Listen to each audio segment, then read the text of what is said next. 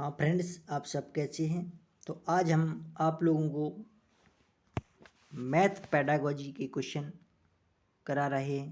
तो इस क्लास में आप लोगों को मैथ पेडागोजी के जो क्वेश्चन कराए जाएंगे, ये क्वेश्चन आप लोगों को शीटेड में एग्ज़ाम में देखने को मिलेंगे।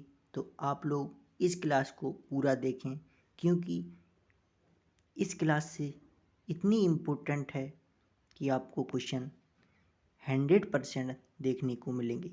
पहला क्वेश्चन है, गणित के कक्ष में अध्यापक ने निम्नलिखित कुछ प्रश्न प्रस्तुत किए। उस आयत का क्या क्षेत्रफल है जिसकी एक भुजा 5 सेंटीमीटर और परिमाप 30 सेंटीमीटर है।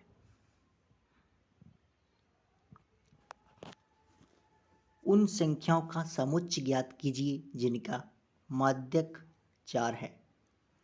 0 से 8 के मध्य सभी अभाज्य संख्याओं की सूची बनाइए। आयतों के बारे में आपको जो भी गणितीय जानकारी है मुझे बताइए।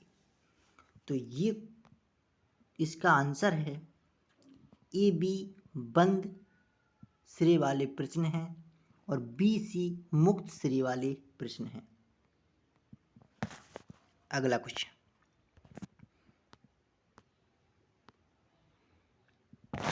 गणित की कक्षा में अध्यापक ने निम्नलिखित प्रश्न पूछे। 2 संख्याएं ज्ञात कीजिए जिनका योग 8 है। उस त्रिभुज को खींचिए जिसका परिमाप 50 सेंटीमीटर है। 25 की गुणनखंड क्या है? परिमाप की परिभाषा दीजिए। तो इसका जो आंसर है, ए बी मुक्त सिरे वाले प्रश्न हैं और बी सी बंद सिरे वाले प्रश्न हैं। अगला क्वेश्चन,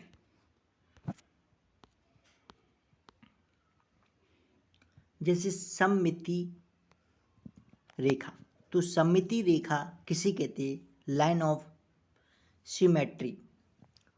सममिति का विचार हमारे मन में तब उठता है जब हम एक आकृति को ठीक वैसे ही दिखने वाली अन्य आकृतियों को देखते हैं। ठीक उसी अन्य आकृतियों को देखते हैं, उसको कहते हैं सममिति। किसी आकृति में एक ऐसी रेखा जिसके अनुदिश मोड़ने पर आकृति के दोनों भाग परस्पर संपाती हो जाएं तो उसे सममिति कहते हैं। दोनों भाग कौन से? दोनों भाग परस्पर संपाती हो जाए, आपस में मिल जाएं, उसको सममिति कहते हैं। क्या? सममिति रेखा कहते हैं। किसी समबाहुभुज में उतनी ही सममिति रेखा होती है जितनी बहुभुज में भुजाओं की संख्या है। कितनी होती है? किसी समभुज में उतनी ही सममिति रेखाएं होती हैं जितनी बहुभुज में भुजाओं की संख्या होती है। कितनी? भुजाओं की संख्या। सममिति की रेखाओं की संख्या और उदाहरण, जैसे कोई सममिति रेखा नहीं होती और उदाहरण है इसका एक विषमबाहु त्रिभुज। केवल एक सममिति रेखा में एक समद्विबाहु त्रिभुज। 3 सममिति रेखा में एक समबाहु त्रिभुज। 2 सममिति रेखा में एक आयत एक समचतुर्भुज। 4 सममिति रेखा में एक वर्ग। अनेक सममिति रेखा में एक वृत्त होता है।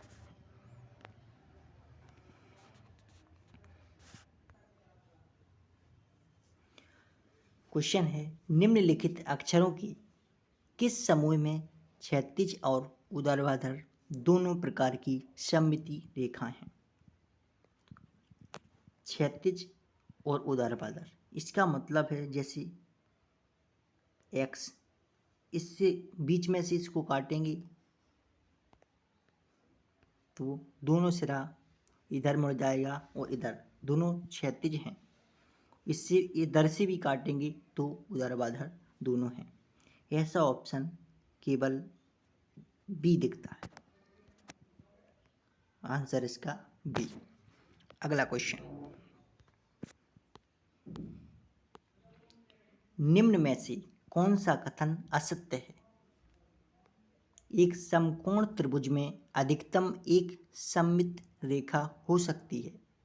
एक समांतर चतुर्भुज की कोई सममिति रेखा नहीं होती। एक वृत्त की केवल एक सममिति रेखा होती,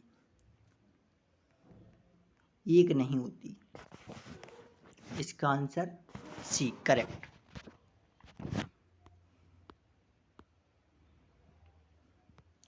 आकृतियों के उस युग्म को चुनिए जिसकी कोई भी सममिति रेखा नहीं है। समद्विबाहु त्रिभुज और समांतर चतुर्भुज,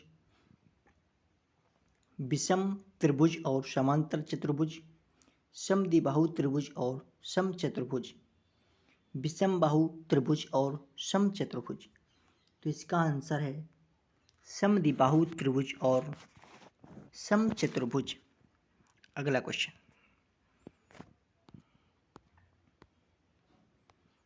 निम्नलिखित में से किस त्रिभुज में कोई सममिति रेखा नहीं होती? विषम बाहु त्रिभुज और समद्विबाहु त्रिभुज, दोनों में नहीं होती। अगला क्वेश्चन, सममिति के उदाहरण का परिचय देने के लिए निम्नलिखित में से सर्वाधिक उपयुक्त कार्य नीति कौन सी है? बच्चों को पेपर मोड़ने वाले क्रियाकलाप कराए जाएं, अवधारणा की स्पष्ट परिभाषा दी जाए, बच्चों के वाद विवाद में सम्मिलित किया जाए, बच्चों को वर्गों और आयतों के निरीक्षण के लिए प्रोत्साहित किया जाए। अगला क्वेश्चन,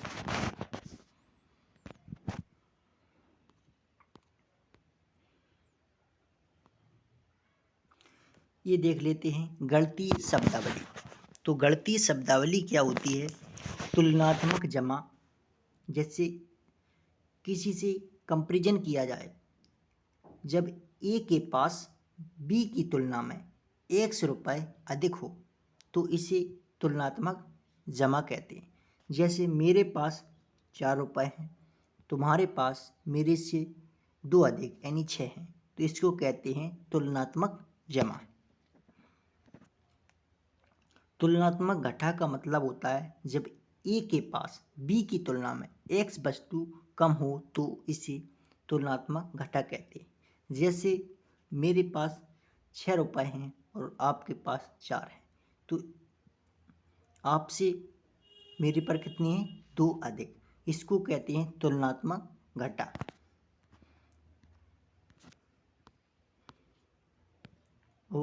व्यवकल्पित, व्यवकल्पित जमा किसे कहते हैं? जब तब दो होता है जब यह कहा जाए कि ए में कितना जोड़ा जाए कि बी हो जाए। जैसे एक्स में कितना जोड़ा जाए, जैसे एक्स में कितना जोड़ा जाए कि बी के बराबर हो जाए। या फिर ऐसे जैसे 5 है, 5 में कितना जोड़ा जाए कि 8 हो जाए, तो 3 जोड़ा जाए 8 हो जाएगा। ये व्यवकल्पित जमा कहलाता है।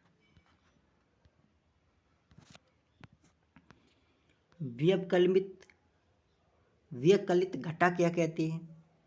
तो व्यवकलित घटा होता है जब यह कहा जाए कि ए में कितना घटा दिया जाए कि बी हो जाए।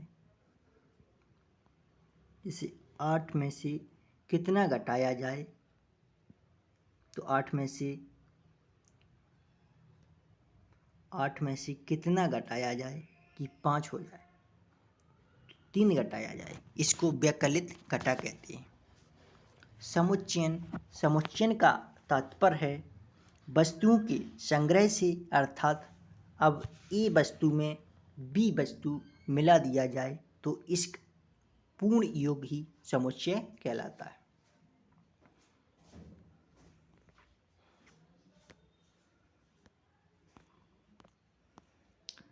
योग पर निम्नलिखित शाब्दिक समस्याओं को पढ़िए। एक टोकरी में 15 संतरे हैं और दूसरी टोकरी में 17 संतरे हैं। सब मिलाकर कितने संतरे हैं? एक रुपये 9,950 वाले मोबाइल फ़ोन की कीमत में बजट के बाद रुपये 375 की वृद्धि हो गई। नई कीमत क्या है? निम्नलिखित में से कौन सा कथन सही है? तो इसका आंसर है ए, योग समुच्चयन संरचना को प्रदर्शित करता है और बी की संवर्धन संरचना को प्रदर्शित करता है।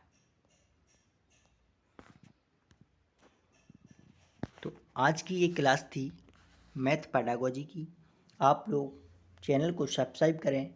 माइंड 5 अकेडमी यूट्यूब चैनल, यहाँ पर सभी टीचिंग एग्जामों की निःशुल्क तैयारी कराई जाती है। अभी जो बैच चल रहा है वो CTET 2022 का चल रहा है। तो आप लोग चैनल को सब्सक्राइब करें, लाइक और शेयर करें। अगली क्लास में फिर मिलते हैं, तब तक के लिए धन्यवाद।